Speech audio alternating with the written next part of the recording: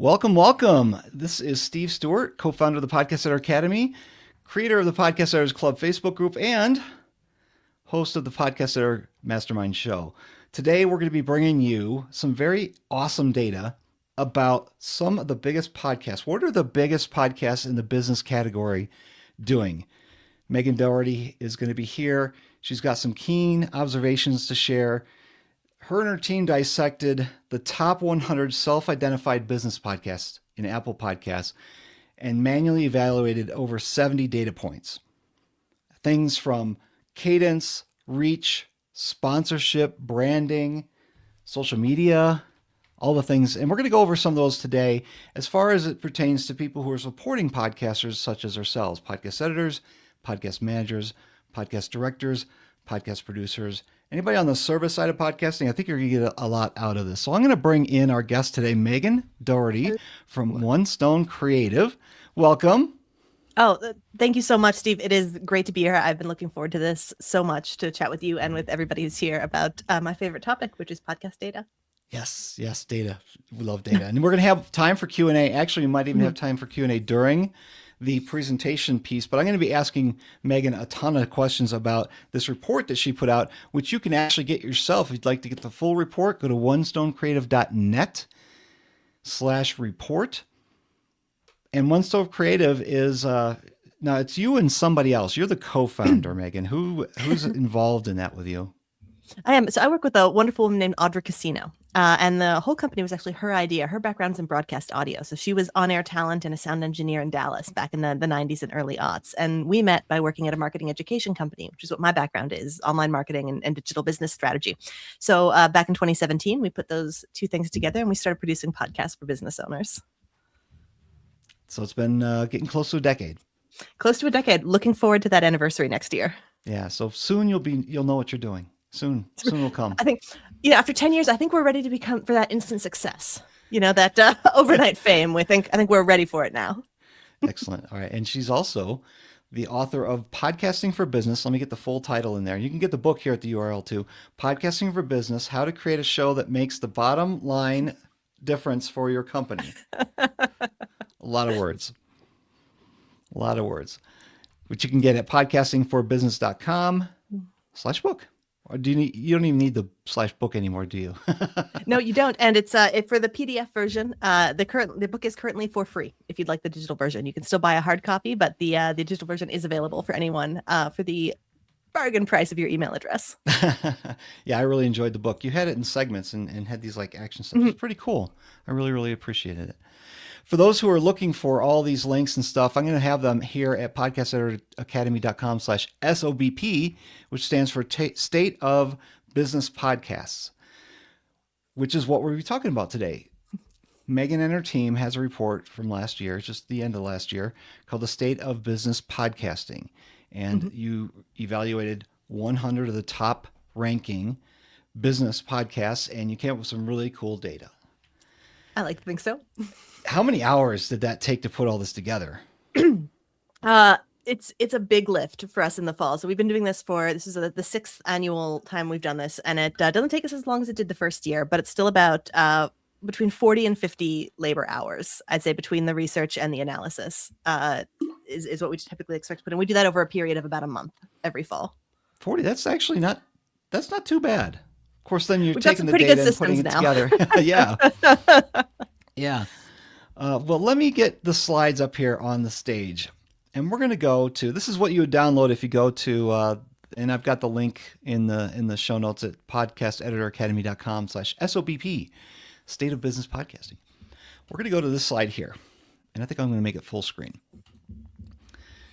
Here, let's do it all the way up. Okay. So Megan and her team found out that 48% of the podcasts that made it into the top 100 were new to the list in 2025. They weren't there in 2024. Is that what you're saying? It is, yeah. So it's 48% new shows on the list, which means 52% would have been there last year. And I thought this is really interesting because I found it seems like a surprisingly high number, of new shows that weren't on the list before. Although I do notice sometimes, because we've been doing this for so long now, a show will be there one year, it'll drop off the next year, it'll then come back. So there's a lot of variance in that top 100. And when you say new shows, they're not new shows because you show here right on the screen how long the shows have been around, but they're new to the list. New to the list, and some new. Every year there's a few, and I think we'll get to this when there's very like few downloads or shows only been around for a couple of months. It's like, how did it get to the top 100?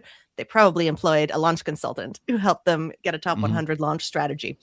Those ones typically do not last to the second year. And I noticed here on the side, on the right side, you've got the average monthly downloads, but the one that says most is 16 million. I'm thinking that's like a Joe Rogan or something. But fewest in the top 100, fewest average monthly is 282. Yeah, and that's if you've got a show that's only been around for a month or two, or is really infrequent releases is another option. There's a couple of them that only release monthly or have stopped releasing entirely. So I think that's affecting the data as well. Well, it's interesting though, because we know that downloads don't actually, put shows into the top 100. It's things like the completion rates, new followers to the show in Apple Podcasts, things like that. So a show with very few downloads can still make it into the top 100 business category. Oh yeah, and knowing someone at Apple doesn't hurt, I'm sure. All right, we're going to go to the next slide I want to bring up here. And again, this is in that report that you can get from onestonecreative.net/report. And it's now explain to me real quick. If I've got a show in the top business categories and it's a B2B type of show, who's the audience there? Yeah, so this was the way we defined this was that if the podcast was talking to other businesses, we decided it was a B2B. So if it's a podcast that is like one entrepreneur talking to other entrepreneurs, we decided that was a B2B show. Whereas if a business was talking to potential customers who were not business owners, that's when we called it B2C. And in previous years, we'd done that a little bit differently. And it was like if it was a business owner talking to other business owners, kind of like colleagues talking rather than industry. So that was a switch we've made this year. I think it gives a little bit more clarity to the data. But so if the audience is, for example, new business coaches, we called that a B2B show rather than a B2C one. Okay. That makes sense. That makes much more sense to me. I'm thinking, Coca-Cola gets a podcast and no, not Coca-Cola. But anyway, it's a agency that does stuff for a big other company. No, that's not it. Okay. That's interesting. Yeah. And another reason why I had to bring up this slide is because on the right, we've got the video first. Now, what do you consider video first? What's the classification? What qualifies a show as being video first? Yeah, so I called it video first if it looks as if it was designed to be in video, rather than it's an audio show that just happens to have video attached to it. So if you've got a studio, if there's like good lighting setup, if it is multi-cam shots, that's when we decided it was a video first show, as opposed to, it's people from a Riverside or a Zoom call that have just been popped onto YouTube. We decided that was not a video first show, but rather an audio first one. So if the video was kind of intentionally created to the extent that we could see from the outside, that's what we called it. So high production value, really. High production value. All right. And then you're saying 61% of the B2B and 63% of the B2C consumer are sponsored. These are sponsorships of the show, or are they have sponsorships like ads that play in the middle of it? Yeah. So when for the purposes of this report, sponsored means has ads that were presumably paid for. So it could be a direct sponsor like this was presented by, or it could be there's a mid-roll and there's some ads in there. So we called both of those sponsored for this report. I think we're going to clarify that and break it down a little bit more next year, though. Yeah, it makes sense. I mean, if you're a big show, getting ads is a lot easier than when you're just starting out or a lower ranking, I guess you'd say, show. Okay, let's go to the next slide because this one I thought was interesting as well. The branding. I love the visuals. The breakdown here, you're saying 32% use black. Okay. 25 use a blue or teal. 25%. That's a fourth of the different shows. Focus their main color on blue and teal. Yeah, it's interesting. Over the last couple of years, like when we first started doing this in 2020, there was way more variety in the colors that were used. It's like podcasts have the art has been getting darker and darker and more blue, black, white focused over the years that we've been doing this, which is really fascinating. It just seems to be like kind of the standards are amalgamating into a single style almost. Okay. And then, well, let me go back. I just took us off, but 1% purple. 1% now we're talking primary purple. couple. Yeah, we're talking primary colors, right? The primary color of the scheme. Yeah. Was purple. Okay, that's not too bad. 41% of the time the host name was in the podcast name. Now I'm assuming that would follow like the show name and the keywords. It's not like, well, the Joe Rogan Experience is Joe Rogan's name, but Exactly. Yeah. Jane So Smith's show isn't going to start off with Jane Smith, comma, financial coach of the ages. we counted it as having the host name is if we included like the Great Podcast Show with Megan Dougherty, as long as that was in the official podcast title, we would count it as having the host name. But if it was just like a little thing on the cover art or in the description, we did not include it in having the host name. Yeah, I think that's important too because a lot of shows can have the same name. Mm-hmm. And this separates it from being the same as all the other on fires. It does, yeah. And if you are trying to build like a personal brand, or if the personality of the host is really important to the branding of the show, then it should probably be in there. Yeah, okay. Normally, I don't like to put the name of the people either in the episode title or even the show title, unless it really is somebody who's known in their field. Yeah. But we're seeing 41%. That's getting close to half. And I think it's a differentiator between the show that's called This is the same as the show that's got the same name. So that's good. And the cover art, 70% have a photo of the host. Now that one really surprised me because now you are branding it with this person's face and not necessarily the topic, especially when you talked about how many of the shows were B2B. Yeah, and this is self-reported category, right? So I think some people are stretching the bounds of the definition of business a little bit when they're choosing their categories in Apple. But there's a lot of the, if you'll forgive the term, kind of the podcast bro shows. They're tough men. They love their protein. They don't like talking about pronouns, but they've got advice about how to run your business, run your life, and do everything well. That makes up a big percentage of the most popular podcasts in that category. And there's a lot we can learn from them. And it's interesting. They all have typically very similar presentation in the branding, with the color, with the photo. It's often a close-up of the face. Sometimes it's in black and white. But I think ultimately people like listening to people, right? And so having a picture of the person that you're going to be listening to, or you're going to be spending the next hour or so with, is a really good way to connect with people for any size of business or any type of business. Yeah. And we have to remember business is the major category, but there's a lot of minor categories in there. Investing, career, entrepreneurship, they're all in there. There's another one that's not necessarily what I would call a business, but it fits in there. And I'm trying to remember what it was, but that's probably where we're seeing. Agriculture, I think, in this year. Oh, really? Yeah. Agriculture. Or maybe that was previous year, but yeah, it's like the business of agriculture podcast. I was like, that's really interesting. Yeah. It gets a little niche. All right, let's go to the next one. We're talking here about the 34% do not use unique episode artwork. If you're looking at the pie chart on the left for the viewers, but then the rest of them have some kind of unique episode artwork. That's huge. I mean, I think a lot of people don't spend that much time or effort creating that special episode artwork, but you're saying they do. Yeah, they definitely are. And it's you can tell when you're looking at it, like in Spotify or in Apple, they're not all specifically designed. Like often it's one unique episode art that could be, say, a YouTube thumb that gets uploaded everywhere. So the alignment isn't always great. I have seen but there is usually at least some kind of differentiator. This is what this episode is about. Often it'll be a guest thumbnail. It'll be a title card that has maybe like a typographic of the title of the episode, what that's going to be. I'd say photos of the guest do feature really heavily in this, which I think from a strategic standpoint, especially if you're trying to network and relationship build, providing the guest a copy of the art with the show branding and their headshot, that's a good thing to do. And my favorite of all of these, however, is the different types of art for episode types rather than individual episodes.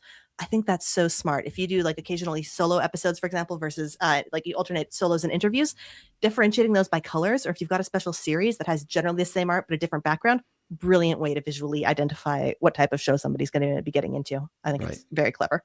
But still following the same branding or outline or template type of thing. Exactly. Yeah.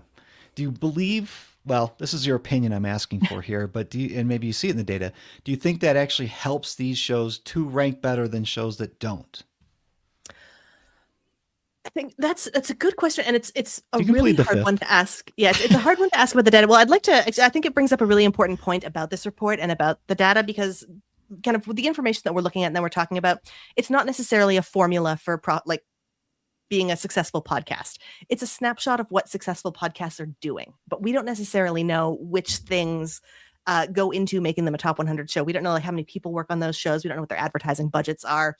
So kind of it's a moment in time of what the top 100 shows look like. But it's not necessarily if you do A, B, C, and D, you're going to be just like them, because we don't know all of the other stuff that's going into it. So I think that's an important thing to keep in mind, is that it's descriptive, not prescriptive in terms of what we're seeing. Well, I'll give my opinion. I think it does help. I'm looking at, when I look at the Podcast Editors Mastermind Show landing page, the home page on the website, and it's got the featured image of, well, it's got the episode player there. We don't do episode artwork there. They used to. The former hosts did up until episode 100, and I just never did. And there's one that I did it for, which was talking about podcast chapters. It just made sense to do it for that one. Yeah.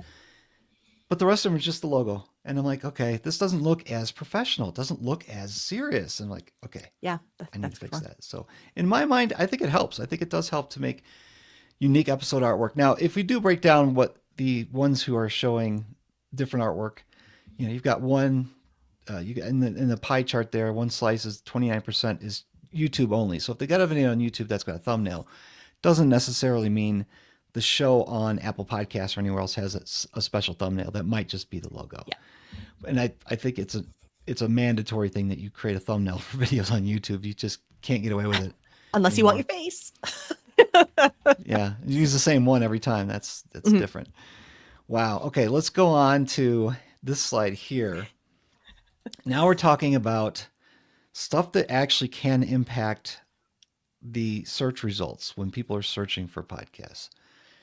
And you've got here show titles. You have a number, how many people have, here, you explain it. You explain it better than me. Yeah, so we were looking at just for like the name of the show, how many words are in the title. So like say the podcast show is a 3-word title. So this is new data this year, actually. So it's very, very exciting. We haven't looked at this before, but we wanted to see if there was any, what the commonalities were basically in these very successful podcasts with how long their titles were. And we found like overwhelmingly 3 and 4 were the most popular. So, short, sticky, easy to remember, clear, simple podcast titles, they perform the best. Yeah, we see that in movies. I mean, 1-word movies, Jaws. Or Star television Wars. shows, Silo, Star Wars. Okay, there you go. Star Trek, all the ones. Yeah.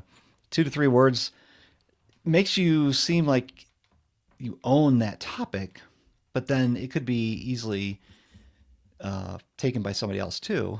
Whereas, if you put the comma with, Megan Dougherty at the end, then that would be more words. But we go to the bottom of that left side and you show that 33%, the first word is kind of an article. What is article? What do you mean by article there? That's the one I don't understand. This was a little fun. So article is the names of the different parts of words. And to give just a little context for this, my original version of this was much more simple. And I just had like noun, verb, adjective. I was going to skip the thes and the us altogether.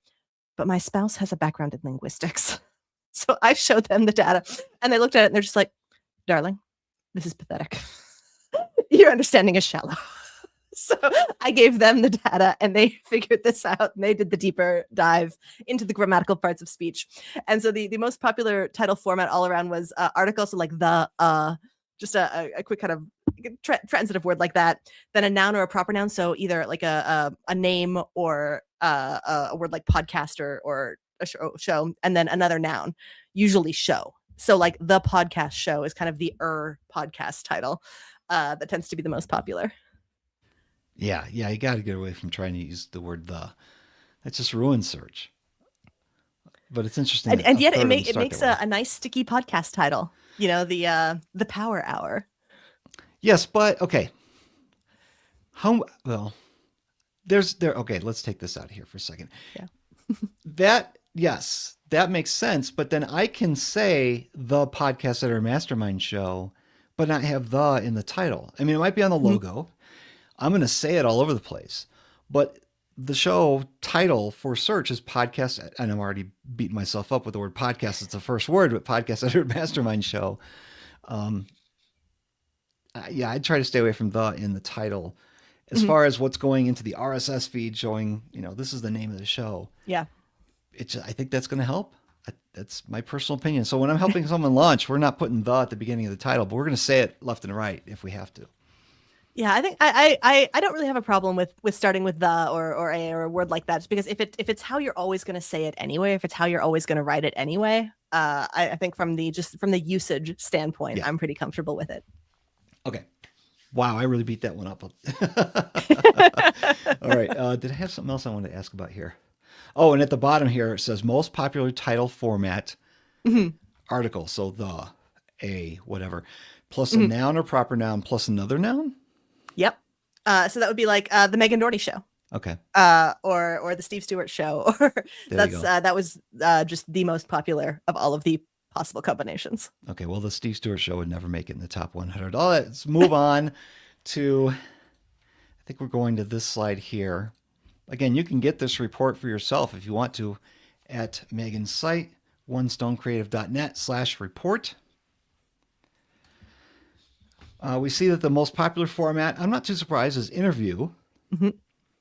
And then when we look at the down at the bottom right, average length. There's so many people who have conversations. How long should a show be? We're showing the top 100 podcasts in the business category are 46 minutes, with the shortest being 2 minutes. Okay, that's got to be like Merriam-Webster's Word of the Day. I subscribe to that. Longest is 3 hours. That's got to be like Joe Rogan. Mhm. Most common is 60, so the average is 46 to 60 in there. That makes sense to me because a lot of my clients are in that business category. Yeah. I don't see the need. Well, actually, I do have some shows that are 15, 20 minutes long. So I don't know why I'm going on and on about this. It's just this is the finding you came with your data. Anything Yeah, you've and got as what's far as an something insight? interesting about this has been, of all of the data points that we've looked at since the beginning of the report, since 2020, this has been the most robust. So it has never been, it's been, I think 43 minutes, it's been 44 minutes, it's been 45 minutes, but it's always been within like 44 to 46 minutes every single year. And I if there is maybe like a universal law of podcasting, it's that business podcasts average out to about 45 minutes in length, but it's just a remarkably consistent data point over time. That is And I think interesting. it's a good amount of time. You can really get into something in 45 minutes. Sometimes, especially for newer podcasters, and maybe you and your community here have noticed this, newer podcasters, they can drag after an hour. If you have a bit of a shorter time cycle, you get to the good stuff a little bit faster. So I think always make your show as long as it needs to be, but 45 minutes, very common. Well, we also saw that the graph showed that about 50% of the shows were interview. Mhm. Those will go longer.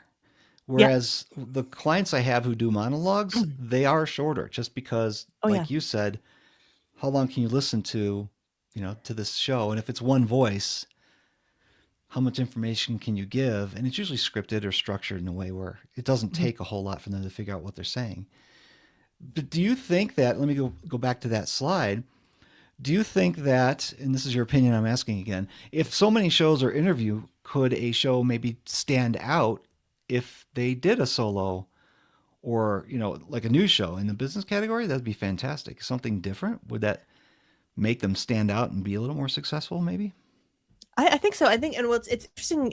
You asked that because in preparing for this, you asked a little bit about how some things related to the popularity of shows. So I did a little looking into that. And when it comes to interviews, the most popular shows, so the top 25 of these top 100, less than half of them were interviews.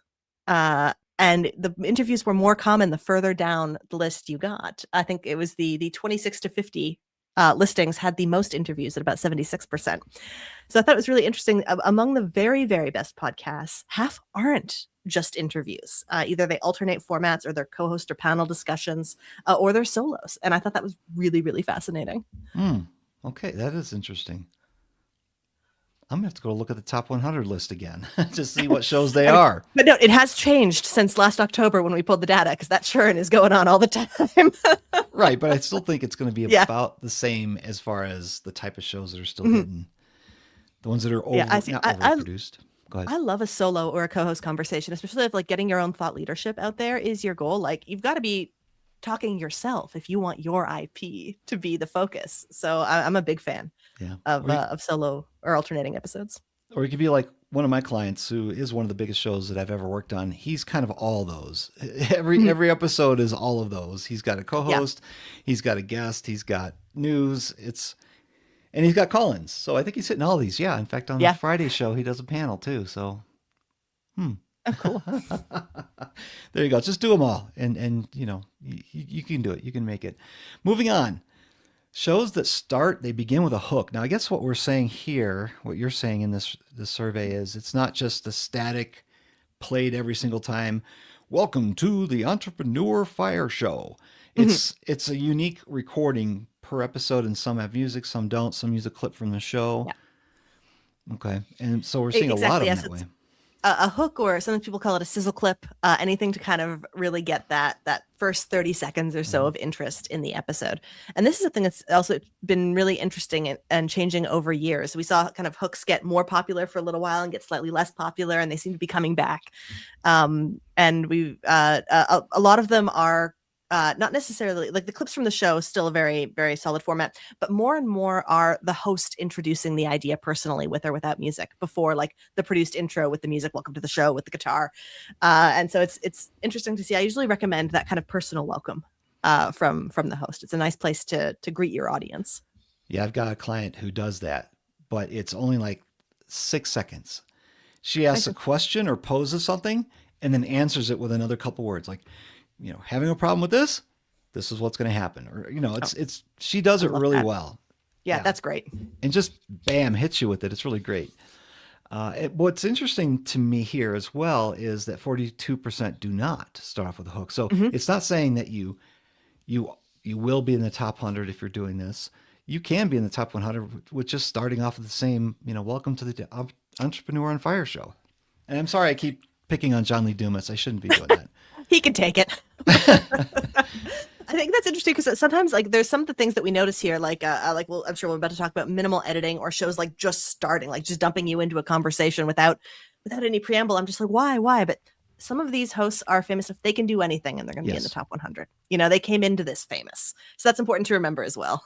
Yeah. I was listening to a show a while back by an author and kind of a famous guy in our niche. His name is Carl Richards. And he would just start talking and you're like, oh, because I have my playlist playing. It plays this one, plays the next one. It's just whenever it downloads to my device, that's the next one. And I'd be like, what's going on? What happened? Did my app just skip to something? Yeah. So I kind of need to have that little introduction. Hey, welcome to the show. Somehow, I don't know. That's just me. But you were saying now, talk about highly produced and hygiene. I love that you guys evaluated it this way. How do you define a highly produced edited show versus a hygiene edited show? Yeah, so a highly produced show would not be a miss on NPR. It's got some music, it's got maybe different voices, different media sources are going to be involved in the production, and it just sounds really good. And it's got that kind of that fancier, more editorial style editing. Whereas a hygiene episode, if we couldn't really tell that stuff had been done, like they're well edited shows. There's no obvious mistakes. The flow is really good. And the contrast there is minimal, where it's just like, you couldn't have even run a silencer on that guy, right? Like you could, come on, we record in a quiet room, please, buddy. So that was the difference. And I think the interesting thing with hygiene is that, a lot of work can go into those shows, as you'll know well, and it's completely unknowable to the end user. So if it didn't have those obvious markers of, this has been editorialized, we've got different media sources, there is that music and that sound design happening, we called it hygiene. Excellent. That's where all my shows live. The shows. Yeah, mine too. Nobody knows they're edited, but they don't have the bad audio like in the minimal section. That's for sure. Unless the guest just has the worst setup. I can tell you a story later. We won't go into that. But Please do. That's interesting. So where I live is hygiene, but then highly produced, that's where, man, we've got the teams and the producers and the hours of tape. Okay. I find, and this is probably a common experience, like among producers and editors, there's a lot of people come in, they're like, oh yeah, I'd like that highly edited NPR style. And then we have a discussion about the reality of what that would look like from a recording and a post-production standpoint. And they're like, you know what? Hygiene's great. Let's. And 10th the cost. Very much so. Yeah. We're going to move on to the next slide. As we do, you guys can go down and download the report yourself if you'd like to get all the slides, not just the ones that I'm going through today that I think pertain to what podcast coaches, podcast producers, people like me would be most interested in. And this is something right here. This next one has something to do again with the stuff that goes, it's not in the recording. It's not me setting up a recording or my guest setting up a recording, or my host, I should say, my client. This is talking about the websites and what you're seeing on the websites.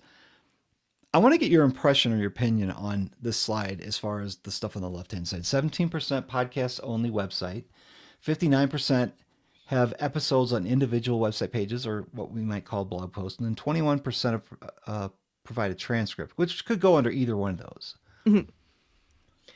Yeah, so I think most businesses who podcast, there's not a good reason for their podcast to have its very own website.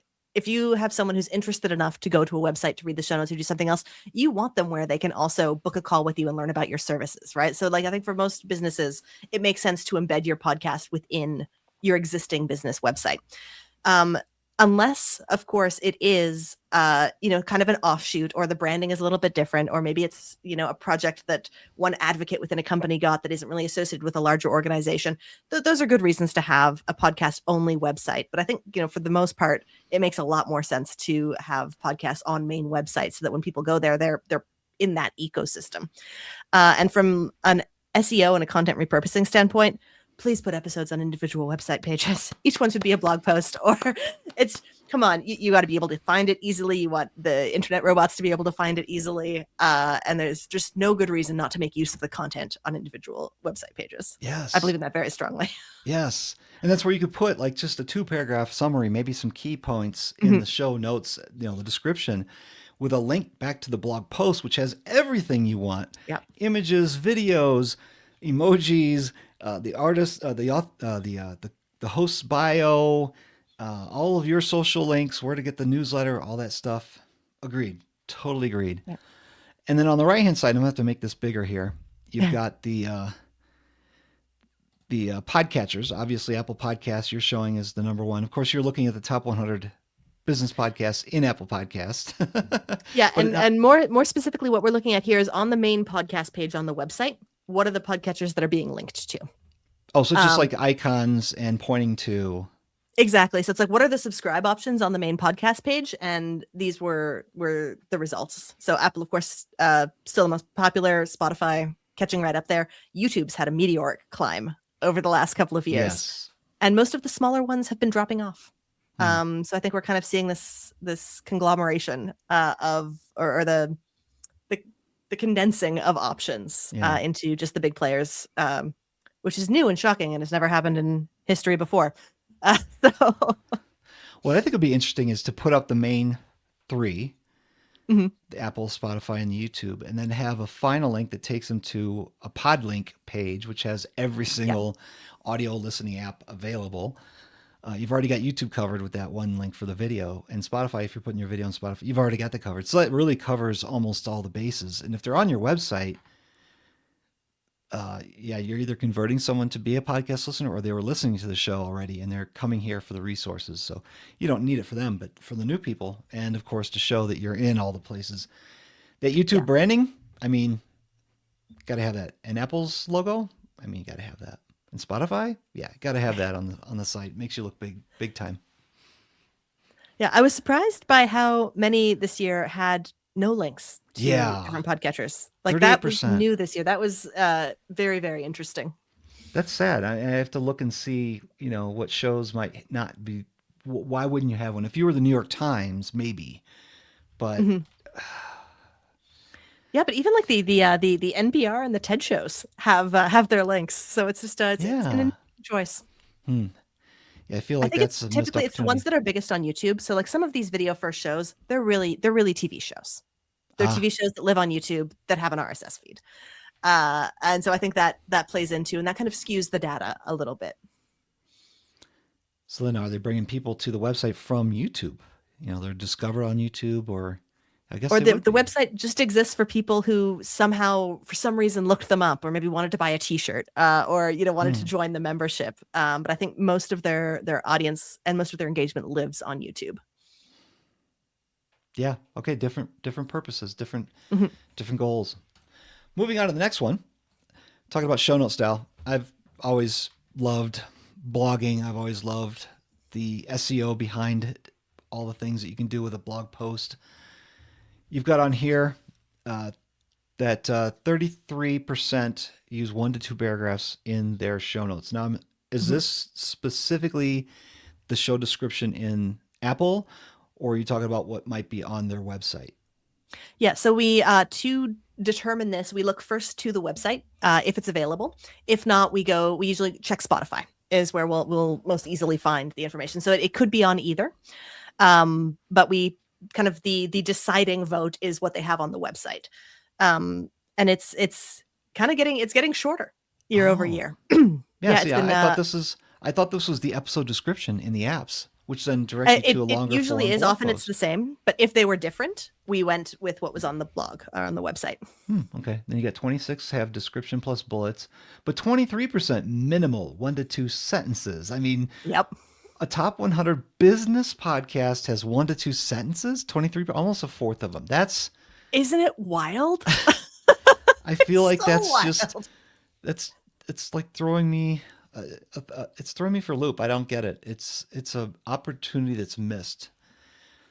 Yeah, it is, and I mean I don't know why this is happening in like exactly, but I mean I think it's, if I had to guess, I would say it's because these are such media heavy productions. They're getting their money from video, from sponsorship, from playtime, and they're just not worried about like their on-site SEO or individual humans listening and converting. Because they're getting their money from ad marketplaces or big sponsors. I was thinking about this the other day. Got a magazine in the mail. I'm like, I didn't order this. It just showed up. It's one of those that get distributed to everybody in town. And what's all in there? It's all articles from basically the people who are sponsoring the magazine. So all it is one big advertisement coming to my mailbox that nobody's paying for a subscription for. It's all being paid for by sponsorships. And so the people who are creating the magazine are basically just getting sponsorships and then printing paper and putting it in people's mailboxes. Hopefully it's helping people, who are reading the articles. But yeah, if you don't have the resources there, then hopefully in the podcasting space, at least the audio or the video is helping people. Yeah. Yeah. Yeah, I would hope so too. It's been really interesting, especially now that so many AI tools are available to help with these kind of assets, like for good or ill. And we didn't, because it's hard to tell if something is AI produced, especially if it's been edited by someone who cares. It can be harder to tell. Some were definitely slop and were identifiable as slop. Really? Ouch. Yep. And in previous years, we saw there was a lot more show notes. There were more 2 and 3. There were more blog post style. I think there is a trend towards what's the easiest thing we can get out there that's going to kind of fit the bill. And I don't love that, because I mean, at heart, I work in podcasting. Of course, I love audio, I love video, but I'm a reader first, and so it kind of it makes me a little sad to see the written content being emphasized a little bit less, because it can be so valuable. I think the reason why I'm bothered by it is because they're a top 100 podcast. So the show got there somehow, and they're doing something right. They're doing right things right. Yeah, if it was just a newbie podcaster who's doing it all themselves and doesn't feel like writing out all the show notes, I was there myself. I get it, and I'm all with you. I'm on you. But they're a top 100 podcast. It's like,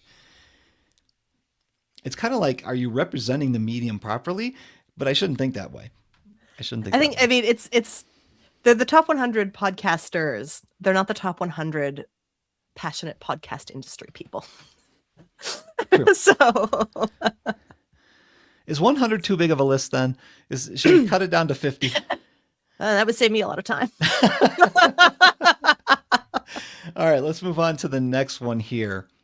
Now we're talking about shows they have the episode number in the title, which I have all the reasons to disagree with, and I've got a solution that will make everybody happy.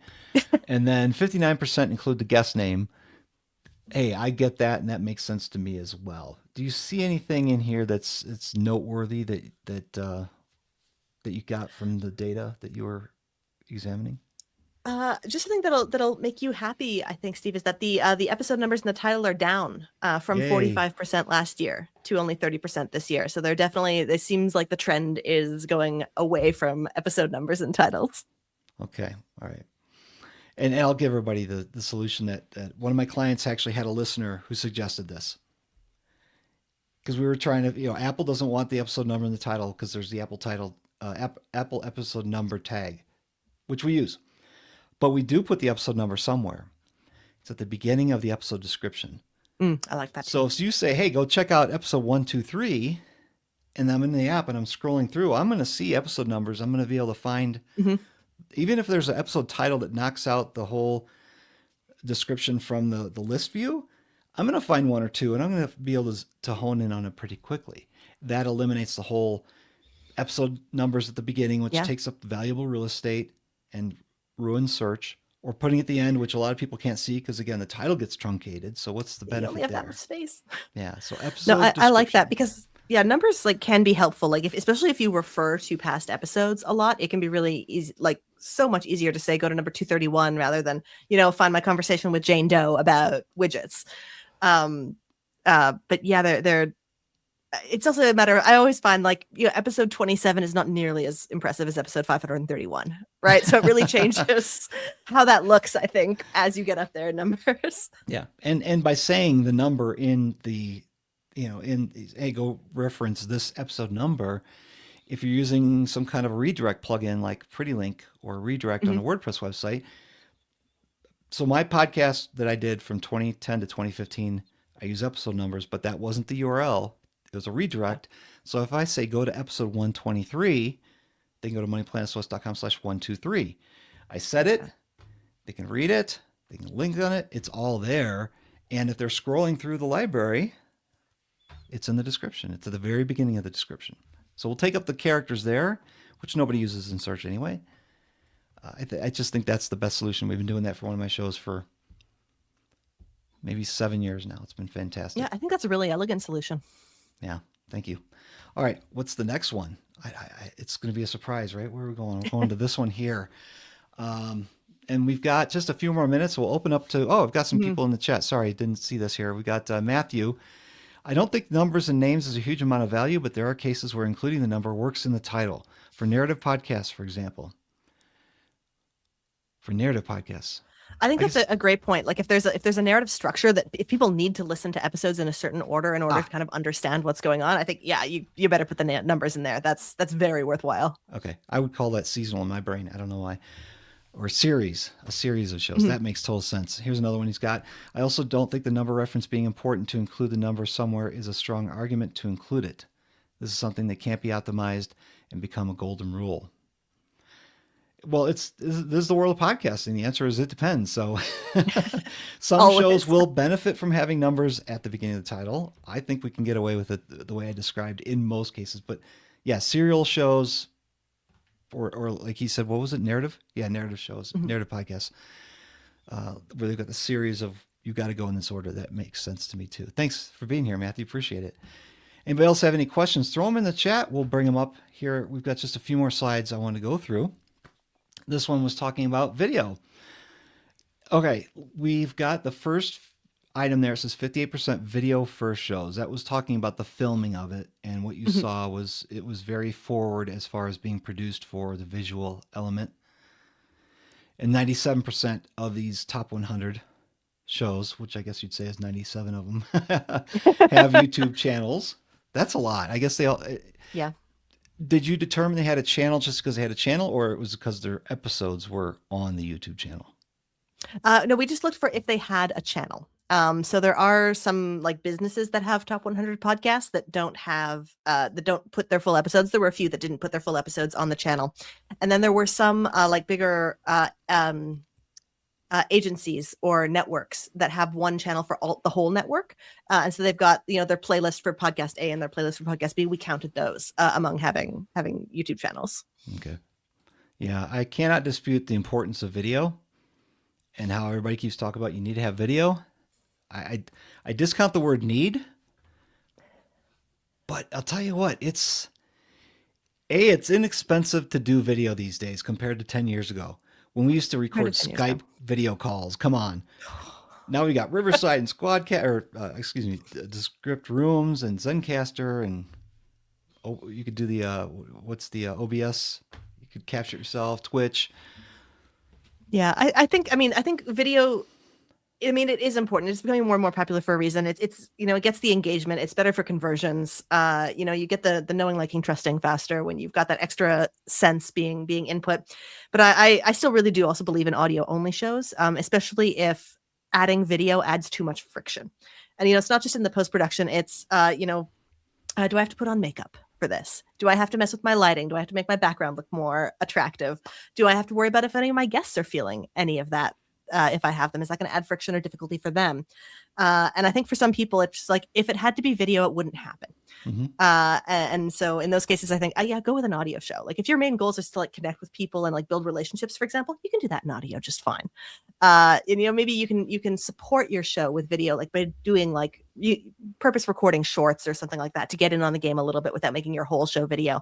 I think there's middle ground, and I'm going to stand firm in maintaining that there's still a place for audio only podcasts. Yeah. Stephen Robles wrote a wonderful post. It was more about Apple's offering HLS streaming for video podcasts to their app.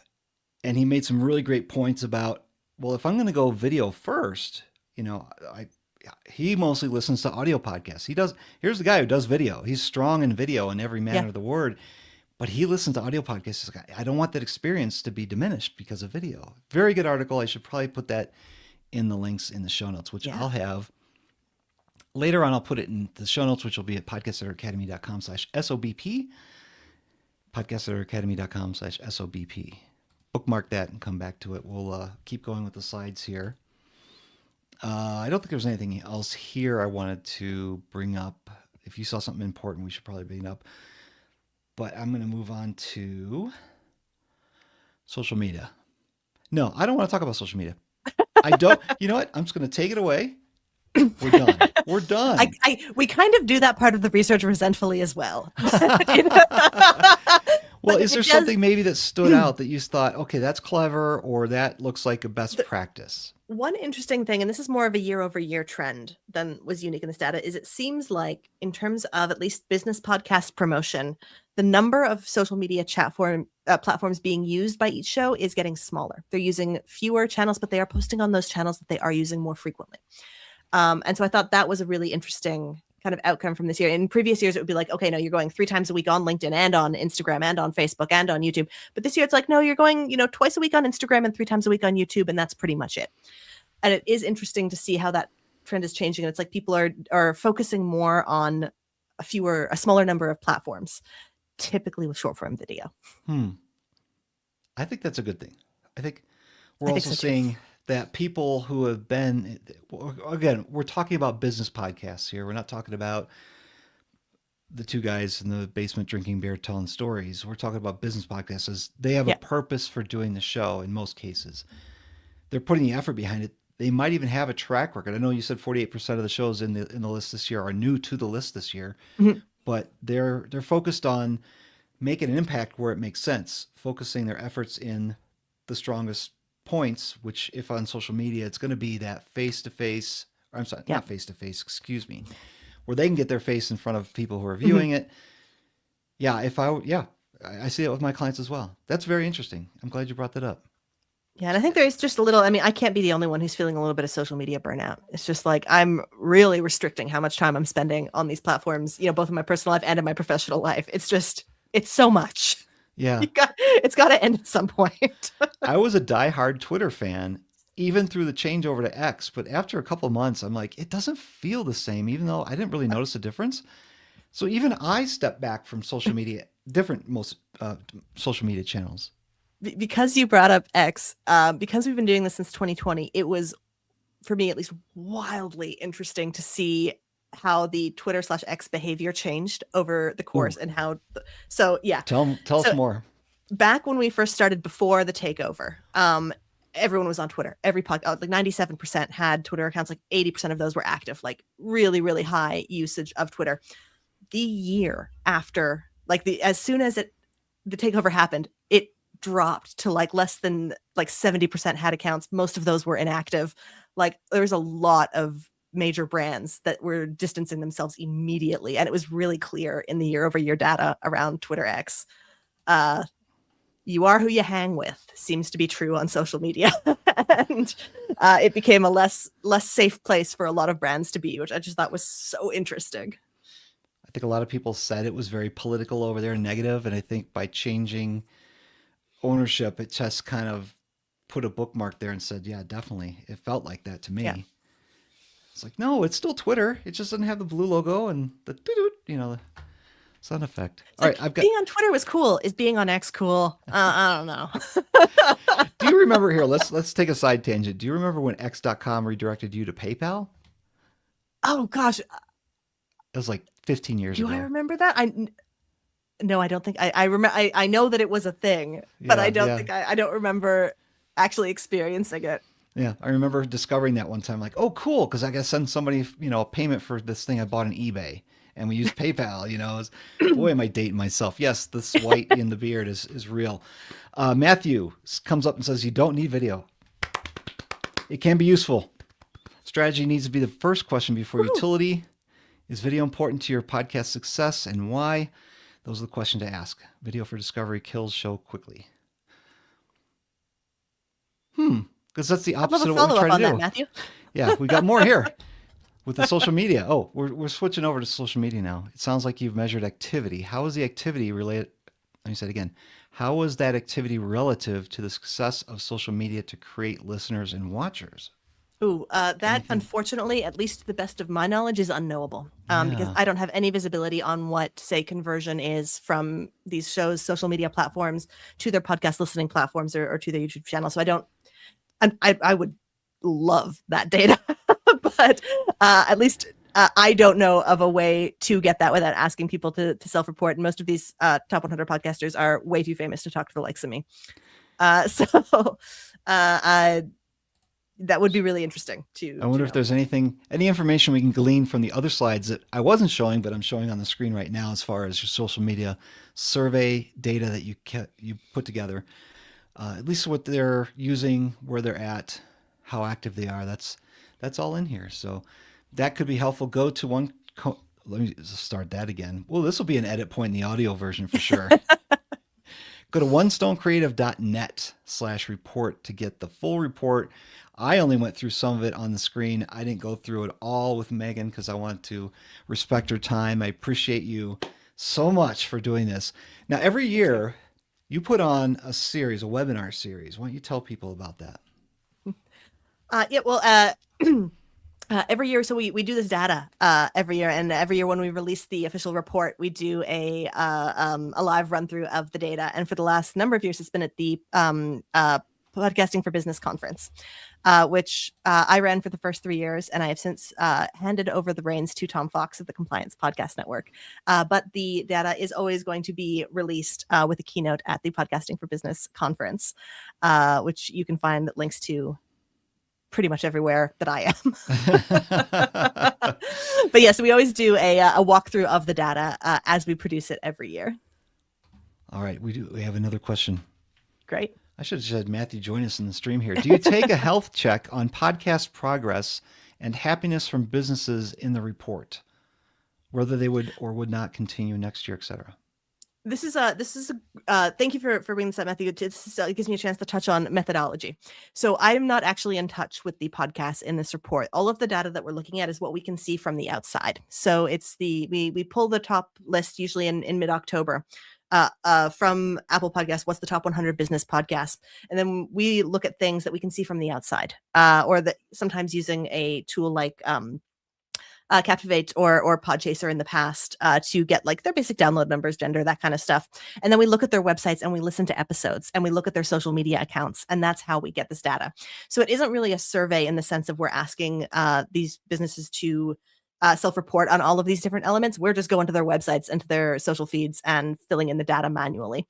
So when I say it's self-reported, it's the category that's self-reported rather than all of the rest of the data in the report.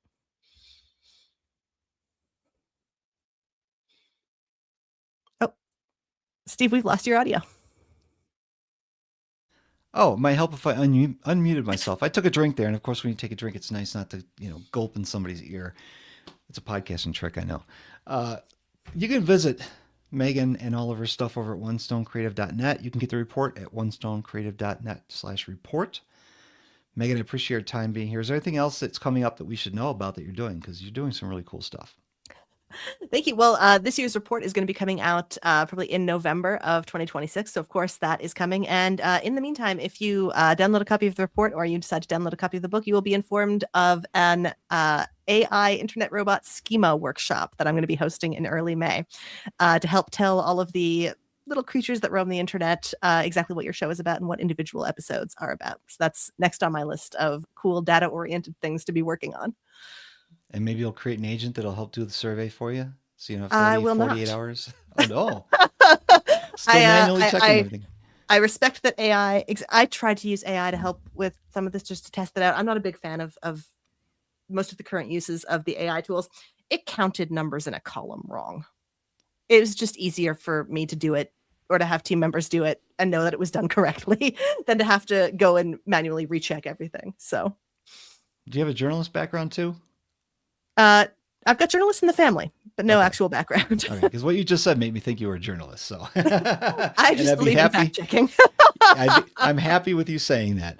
All right, Megan, I appreciate you being here. Thank you so much. You can find everything she does over at onestonecreative.net.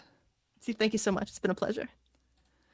Well, this has been a presentation of the Podcast Editor Academy for the Podcast Editors Club Facebook group, and will become an episode of the Podcast Editors Mastermind Show. Sometime in April, I think, is when we're going to release it. It'll be audio only at that time. If you want the replay, you can go back to the site.